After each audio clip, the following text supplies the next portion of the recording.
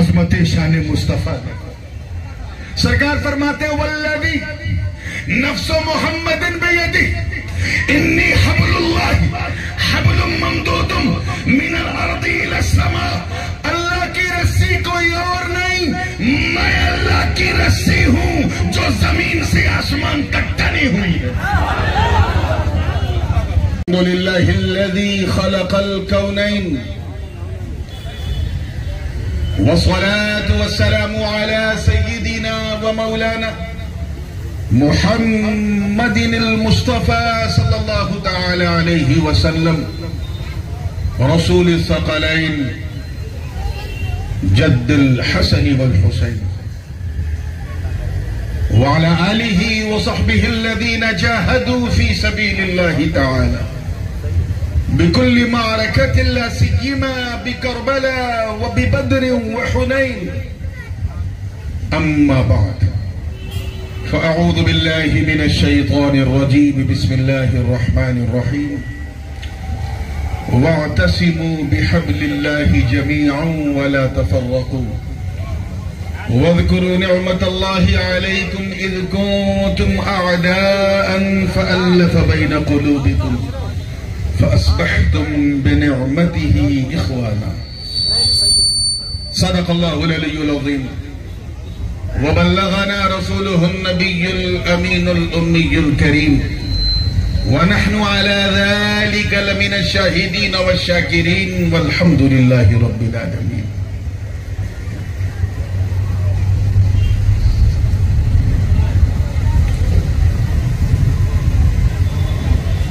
سالار ملت charitable trust کے زیر اہتمام یہ انتہائی پرنور پرسرور محفل حضور منعقد ہے. عظمت اہل بیت کے حوالے سے اس بزم پاک میں شہ نشین پہ جلوہ فروز انتہائی باوقار سادات کرام، مشائخ اعظام، علماء ذوی احترام، شعراء اسلام، ائمہ کرام اور دور و نزدیک سے آ کر آج اپنے چین کو چھوڑ کر ذکر حسین کے لیے میرے سامنے بیٹھی سنی عوام اور دور ایک گوشے میں بیٹھ کر محبت سے کان لگا کے سننے والی ہماری خواتین اسلام، السلام علیکم ورحمۃ اللہ وبرکاتہ.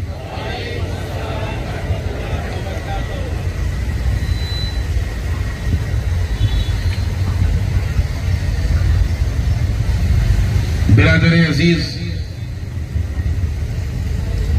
عزیزم سالار ملت مولانا سید محمد سبحانی علیہ شرفی الجیلانی کہ اس انتہائی محبت بھری دعوت پر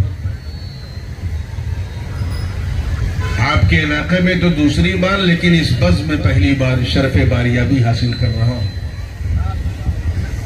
آج دن میں ہماری ماں بہنوں کے لیے، بیٹیوں کے لیے ایک محفل منعقد ہوئی تھی اور حالات اور اس حالات سے جڑے ہوئے ہمارے جذبات ان سب کی ترجمانی ہو گئی. جو لوگ اس میں شریک نہیں ہو سکے کیونکہ ظاہر ہے کہ مردوں کا تو اس میں کچھ تھا بھی نہیں، وہ ریکارڈنگ لے سکتے ہیں اور کوشش کریں کہ اپنے گھر میں اسے ضرور اپنی بہنوں تک، بیٹیوں تک، ماؤں تک اسے پہنچائیں. آج کسی گلی کی بات نہیں، علی کی بات ہوگی. اور حسب فرمائش ایک منقبت جو میرے آقا و مولا حضور سیدنا امام حسین علی جدہ و علیہ السلام کی شان میں نے کہی، اسی کے چند اشعار پیش کروں گا. نقیب اجلاس پیکر اخلاص جناب مولانا اسرار احمد بقائی صاحب اور دیگر علماء کرام، میں سب کی خاص توجہ چاہوں گا. تیار ہیں نا آپ لوگ؟ ایک مرتبہ جی لگا کہ سب ایک ساتھ کہہ دو یا حسین. اب سنیں گے تو مزہ آئے گا. توجہ چاہوں گا. دیکھیں، میں جانتا ہوں کہ بمبئی کی بھاشا اردو نہیں ہے، لیکن بہت سارے اردو ہندی والے اس عروس البلاد بمبئی میں رہتے ہیں. آشا ہو نہ ہو آپ سمجھیں گے نہیں، ایسی میری آشا بھی نہیں ہے، تو پوری توجہ سے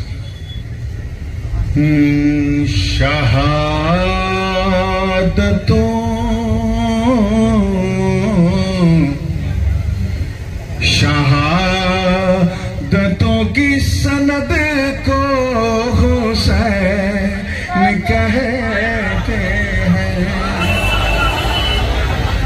دیکھیے گا باپو آپ شہادتوں کی سند کو حسین کہے۔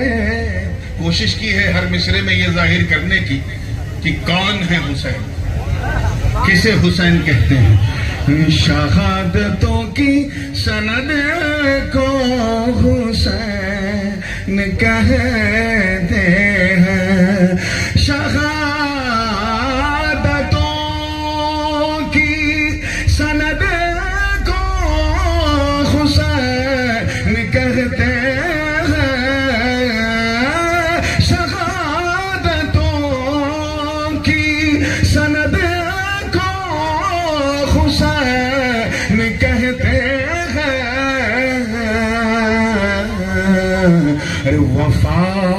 وفا کی آخری حد کو حسین کہتے ہیں۔ وفا کی آخری حد کو حسین۔ جو لوگ شعر و سخن کا ذوق رکھتے ہیں وہ تنگی قوافی کا احساس کریں گے کہ کتنا مشکل قافیہ ہے، قد سمد، لیکن دیکھیں نبھانے کی کوشش کی ہے۔ شہادتوں کی سند کو حسین کہتے ہیں۔ شعر دیکھیے گا، اور اس شعر کا تیور ایسا ہے کہ اگر سنی دل میں بٹھا لے تو ایمان کا زیور چمک جائے۔ توجہ چاہوں گا کہ اکھاڑ پھینکے جو انگلی سے باب خیبر کو،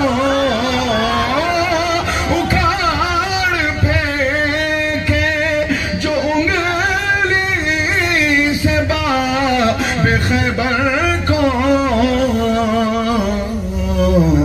اسی اسد کے ولد کو حسین کہتے ہیں۔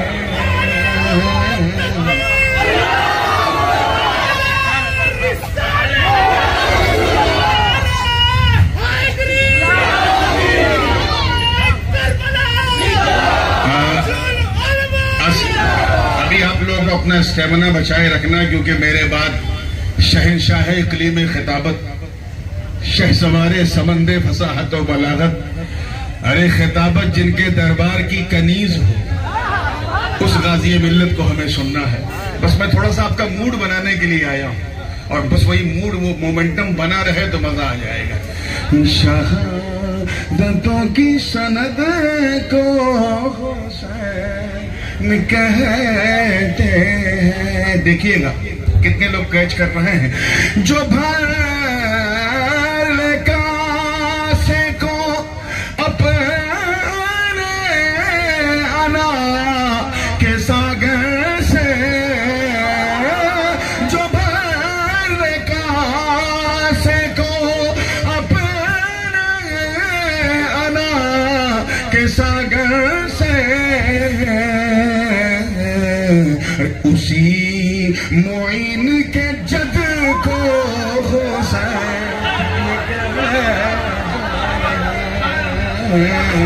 جد یعنی دادا یا نانا جو مانا لو، اسی معین کے جد کو حسین کہتے ہیں۔ سرکار نے فرمایا کہ حسن جو ہے یشبہنی بالوجہ، یعنی سر سے لے کر کے کمر تک حسن میری طرح، اور کمر سے لے کے قدم تک حسین میری طرح، یعنی دونوں بھائیوں کو اکٹھا کر دو تو پیکرے ذات مصطفیٰ کا جلوہ نظر آ جائے۔ شعر حدیث سن لی، اب شعر سنو۔ شہادتوں کی سند کو حسین کہتے ہیں، نبی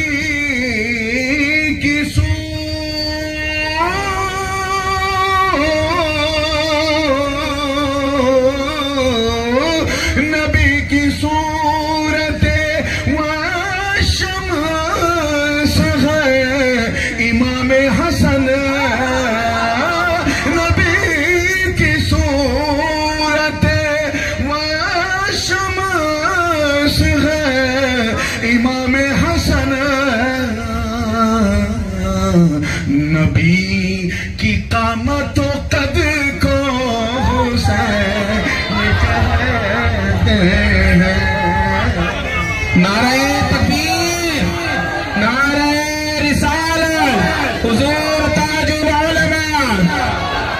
नबी की कामतों कद को हुसैन कहते हैं। और ये हासिले कलाम शेर है। उलमा की तवज्जो चाहूंगा, पहले मिसरे को सुन के चौंकिएगा नहीं, क्योंकि है चौंकाने वाला, मगर थोड़ा सा धैर्य के साथ, थोड़े से सब्र के साथ पहला मिसरा झेल लीजिएगा। जो भी मैं कह रहा हूं उसे बर्दाश्त कर लीजिएगा। और दूसरा मिसरा मेरा दावा है कि कान तक पूरा पहुंचेगा नहीं, आप सब झूम जाएंगे। तैयार हैं आप लोग? हाँ, तो पहले मिसरे पे कोई रिजल्ट ना निकालिएगा, तवज्जो चाहूंगा, देखिएगा कि यज़ीद तख्ते खिलाफत का हो गया हकदार। यज़ीद तख्ते खिलाफत का हो गया हकदार। इसी ख्याल के रद को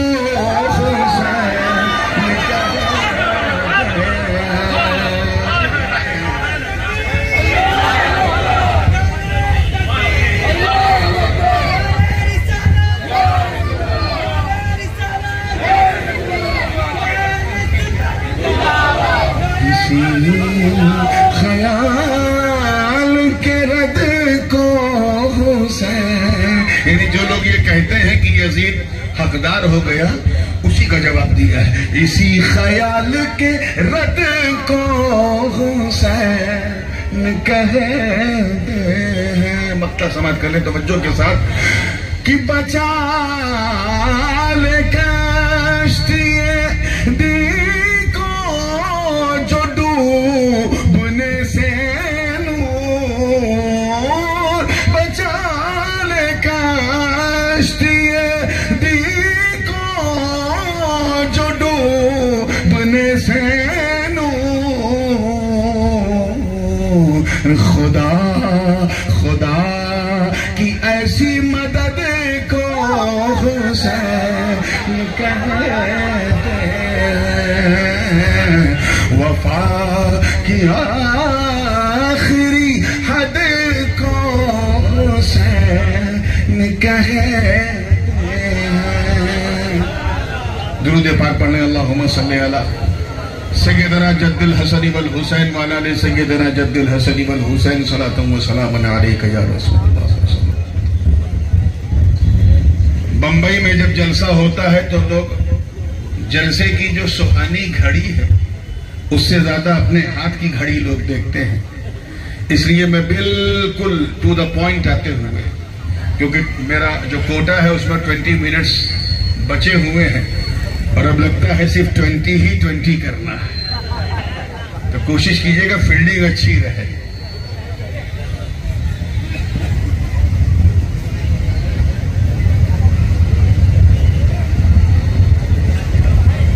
एक हम सबका मुश्तरका मिल्ली दर्द था जिसपे आज दिन में जलसा हो गया।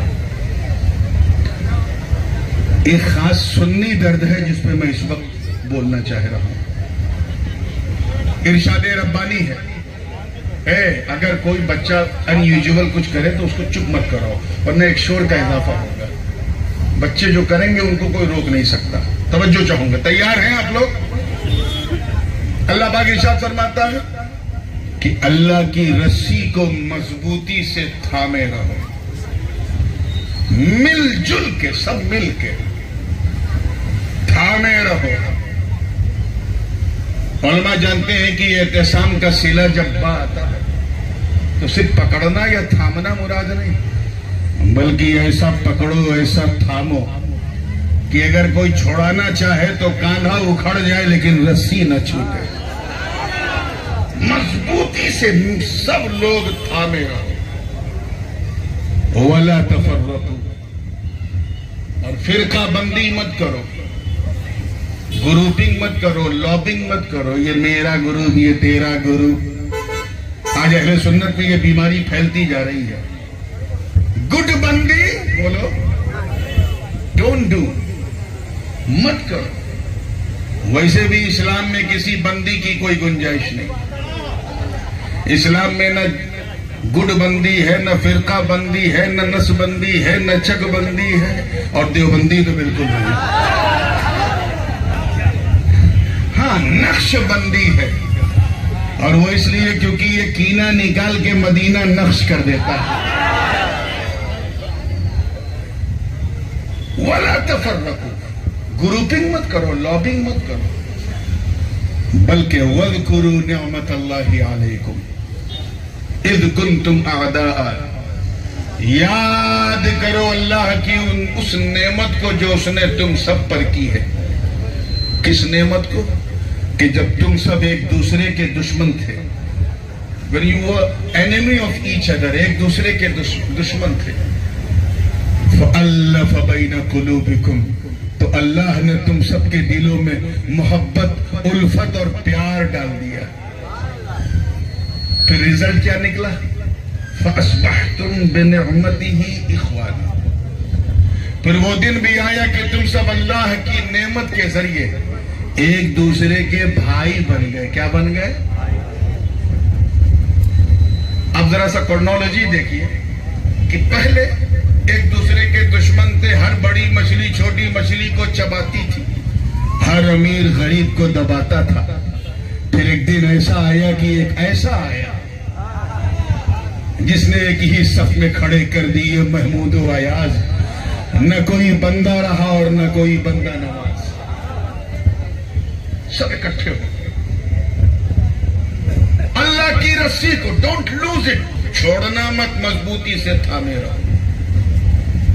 مفسرین کی ایک بہت بڑی جماعت ہے جس نے اللہ کی رسی سے مراد لیا ہے قرآن کو. کسے؟ کہ قرآن کو مضبوطی سے تھامو، یعنی قرآن نے جسے حرام کہہ دیا ہے اسے حرام مانو، جسے حلال کہہ دیا ہے اسے حلال مانو. اور اگر کسی پہ قرآن خاموش ہے، نہ حلال کہا ہے نہ حرام کہا، تو دیکھو کہ شریعت کے خلاف تو نہیں. اگر خلاف نہیں ہے تو کر دو، وہ مستحب ہو یا مباح ہو کر دو. اسی لیے تو ہم امام حسین کا ذکر کرتے وقت کیا کیا کرتے ہیں اب جانتے ہیں. ہر اس چیز کا احترام کرتے ہیں جس سے حسین یاد آ جائے، جس سے حسین یاد آ جائے، مگر شریعت کے دائرے میں. توجہ چاہوں گا. مفسرین کی ایک جماعت نے یہ بھی کہا کہ اس سے مراد قرآن اور سنت دونوں، مگر میاں اسی قرآن میں ہے یضل بہ کثیرا ویہدی بہ کثیرا. کچھ لوگ اس قرآن کو سمجھ کر پڑھ کر ہدایت پا جاتے ہیں اور کچھ نہ سمجھ کر گمراہ ہو جاتے ہیں. تو کوئی ایسا معیار ہونا چاہیے کہ جس کو تھام لے تو کوئی گڑبڑی نہ ہو. حضرت عبداللہ ابن عباس رضی اللہ تعالیٰ عنہما بارگاہ رسالت میں حاضر ہوئے. عرض کیا اے اللہ کے نبی، آپ پر میرے ماں باپ قربان، یہ بتا دیجئے کہ اللہ کی رسی ہے کون؟ ایسی رسی بتائیے جس میں کوئی رزق نہ ہو، قیامت تک سہارا دے. اتنا کہنا تھا. اے ممبئی کے غیور سنی مسلمانوں، عظمت شان مصطفیٰ دیکھو. سرکار فرماتے ہیں والذی نفس محمد بیدہ انی حبل اللہ حبل ممدود من الارض الى السماء. اللہ کی رسی کوئی اور نہیں، میں اللہ کی رسی ہوں جو زمین سے آسمان تک ٹنی ہوئی ہے. بات سمجھ میں آ رہی ہے؟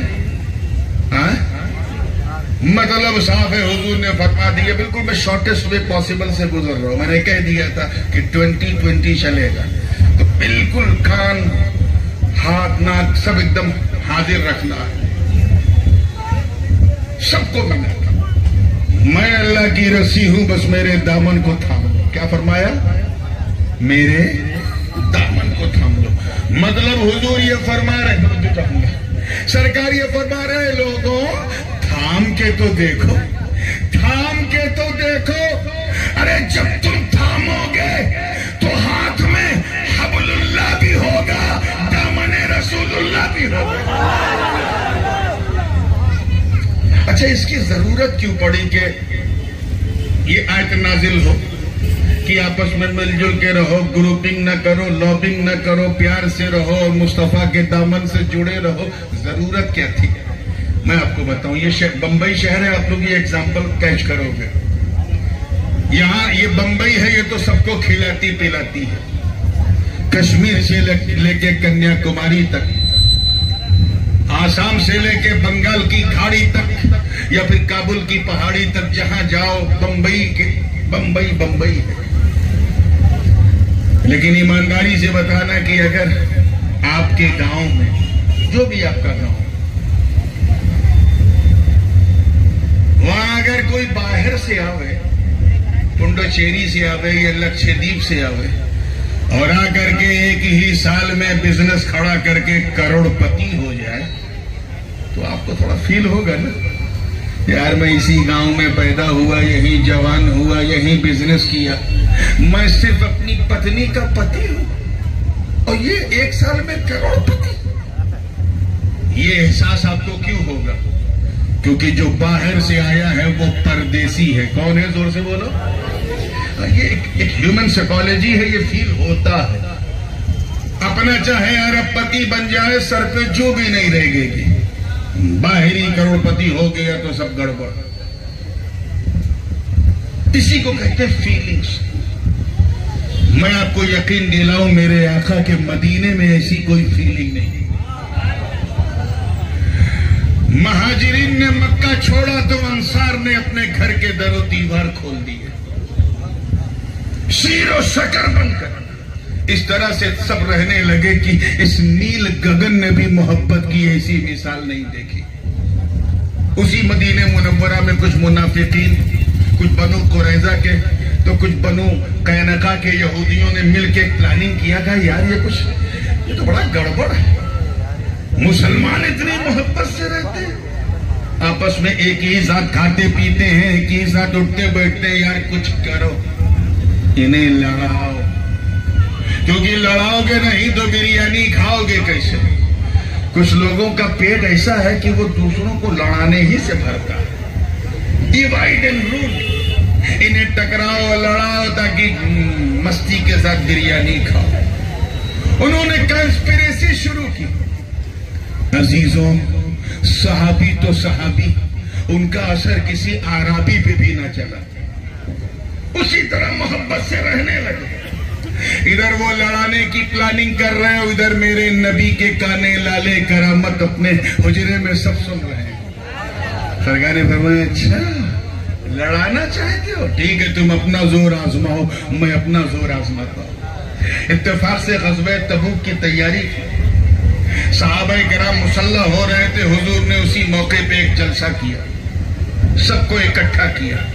یہ اتنا مشہور جلسہ ہے کہ اس کا ذکر بخاری میں بھی ہے، مسلم میں بھی ہے، ترمذی میں بھی ہے، ابن ماجہ میں بھی ہے، ابو داؤد میں بھی ہے، نسائی میں بھی ہے، بلکہ حدیث نام کی کم و بیش ہر کتاب میں، جس میں ہم کہتے ہیں عہد مواخات، بھائی چارے کا جلسہ. کون سا جلسہ؟ زور سے بولو. بھائی چارے کا جلسہ، عہد مواخات. میرے نبی نے ایک بھائی چارے کا جلسہ کیا، سب کو اکٹھا کیا، سب کے درمیان نبی نے تقریر کی اور فرمایا، اے لوگوں، تم میں نہ کوئی عربی ہے، نہ عجمی ہے، نہ سندھی ہے، نہ فارسی ہے، نہ کرشی ہے، نہ مطلبی. سب ایک دوسرے سے گلے مل جاؤ، ایک دوسرے کو اپنا بھائی بنا لو اور اللہ کی رسی کو مضبوطی سے تھام لو. سب ایک دوسرے کو گلے لگانے لگے. محبت کی ایسی نظیر کبھی چشم فلک نے دیکھی نہ تھی. ارے یار اس وقت تو حد ہو گئی، حد ہو گئی جب بلال حبشی کو ابو بکر صدیق نے گلے لگا لیا. جنتی حوریں بھی رخسار بلال کی بالائیں لینے لگی ہوں گی. سب ایک دوسرے سے گلے مل رہے. حضرت علی کی ڈیوٹی یہ تھی تبوک کے موقع پہ کہ آپ کو یہیں رہنا ہے مدینے میں، تو اس بس میں علی کو نہیں بلایا گیا. اینڈ ہی واز کرائنگ، وہ رو رہے تھے. ایک صحابی نے دیکھا علی کو روتا ہوا تو بھاگتا ہوا آیا، کہا حضور علی رو رہے. اب دیکھیں کیچ کریں، علی رو رہے ہیں، رونے کی وجہ صحابی کو معلوم، لیکن حضور نے جب پوچھا کیوں رو رہے ہیں تو صحابی نے عرض کیا سرکار آپ ہی بولا کہ پوچھ لیں کیوں رو رہے ہیں۔ یعنی کتنے نیک لوگ ہوتے تھے یہ صحابہ، جتنا دیکھتے تھے اتنا ہی بتاتے تھے، اپنی طرف سے نمک مرچ نہیں لگاتے تھے بمبئی کی سٹائل میں، ہو سکتا بابا اس لیے رو رہے ہو سکتا اس لیے رو رہے ہو، نہیں، سرکار آپ ہی بولا کہ پوچھ لیں کیوں رو رہے۔ اب بلا علی کو، عزیزان ملت، وہ علی، دیکھیں کتنے لوگ کیچ کرنے بیٹھے ہیں، وہ علی جن کی ایک جنبش انگشت سے باب خیبر تھر تھرا کے اکھڑ جائے، جب نبی نے علی کو بلایا تو علی تھر تھراتے کپ کپاتے لرزیدہ قدم سے حاضر ہوئے۔ سرکار نے فرمایا مالک یا اخی، کیا ہوا میرے بھائی؟ کہ حضور میں یہ سوچ کے رو رہا ہوں کہ کاش میں بھی اس محفل میں آتا، کاش میں بھی کسی کو گلے لگا کے اپنا بھائی بناتا، مگر آپ نے مجھے اس سعادت سے محروم رکھا، میں کسی کو اپنا بھائی نہیں بنا سکا، یہی سوچ کے میں رو رہا ہوں۔ اتنا کہنا تھا فقام النبی علی المنبر، حضور بیٹھے تھے کھڑے ہو گئے، فرمایا علی سن، توجہ رہے، اللہ کرے بات دل میں اتر جائے، سن، میں نے ان سب کو بلایا، گلے ملوایا، ایک دوسرے کا بھائی بنایا، تجھے نہیں بلایا کیوں؟ بتائی تو گلے نفسی، میں نے تجھے اپنے لیے بچائے رکھا تھا۔ لگتا ہے پیچھے والوں کے لیے کسی دوسری بھاشا میں کہنا پڑے گا، I have saved you for myself، میں نے تجھے اپنے لیے، بولیے، اور ایک روایت میں ہے ابن ماجہ کی، اخرتک لنفسی، کہ میں نے اپنے لیے تاخیر کی، بلانا تو تھا لیکن لیٹ اس لیے کیا اپنے لیے، یعنی اے علی میں نے تجھے اپنے لیے بچائے رکھا تھا۔ نبی نے فرمایا سن، ان لوگوں کو تو میں نے اس زمین کے اوپر، اس آسمان کے نیچے ایک دوسرے کا بھائی بنایا ہے، مگر تو میرا ایسا بھائی ہے کہ انت اخی فی الدنیا والآخرہ، تو یہاں بھی میرا بھائی وہاں بھی میرا بھائی۔ اور آگے بڑھ کے سرکار نے فرمایا کہ گھبراؤ مت، رو مت، انت منی بمنزلت ہارون من موسیٰ غیر انہو لا نبی من بعدی، تو میرے نزدیک ایسے ہی ہے جیسے ہارون موسیٰ کے نزدیک۔ وہ طور پہ گئے تھے تو ہارون کے حوالے اپنا شہر کر کے گئے تھے، میں تبوک جاؤں گا تو تیرے حوالے اپنا شہر کر کے جاؤں گا، تو میرے نزدیک ہارون کی طرح ہے، بس فرق یہ ہے کہ ہارون نبی تھے اور میرے بعد کوئی نبی نہیں ہوگا۔ آگے بڑھنے سے پہلے کیونکہ چھوٹے چھوٹے بچے بھی بیٹھے ہیں تو ان کے سٹینڈرڈ کی ایک بات کر کے چلوں، موضوع سے ہٹی ہے لیکن اس لیے کرتا چلوں کیونکہ سنیوں کے دل سے بالکل سٹی ہے۔ اجازت ہے؟ بتائیے گا توجہ سے، نبی اور علی رشتہ کیا ہے دونوں کا؟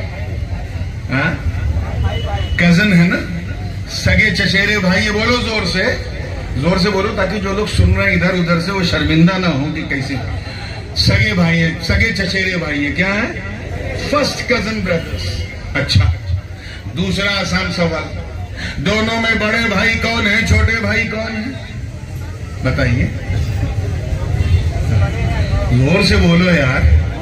علی چھوٹے بھائی ہیں اور نبی، ہاں، جب تک کہ ٹیکا نہ لگاؤ گلے سے آواز نہیں نکلتی، نبی بڑے، تو نبی علی کے بڑے بھائی ہیں۔ کس کے بڑے بھائی ہیں؟ علی نبی کے چھوٹے بھائی ہیں۔ اب ذرا دل تھام کے جملہ مولانا دیکھیے گا، ایک استنباط کیا ہے میں نے کہ نبی سب کے نہیں، علی کے بڑے بھائی۔ کس کے؟ ذرا زور سے بولو، علی کے بڑے بھائی۔ ارے موقع ملے تو ان جماعتیوں کو سمجھاؤ جو نبی کو اپنا بڑا بھائی کہتے بھی ہیں، کتابوں میں لکھتے بھی ہیں، ان سے کہو ملا جی، ارے بڑا بھائی کہنے کا حق میرے نبی نے علی کے سوا کسی کو نہیں دیا۔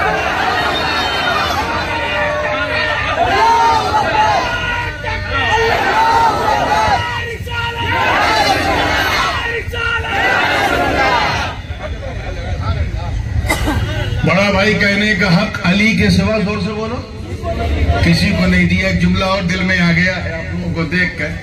دیکھیں کتنے لوگ لطف لے سکتے ہیں. میں دیکھنا چاہتا ہوں کہ جب بڑا بھائی کہنے کا حق, خود کو بڑا بھائی کہنے کا حق جب میرے نبی نے ابو بکر صدیق کو نہ دیا تو کسی جماعت کے زندیق کو کیا دیں گے؟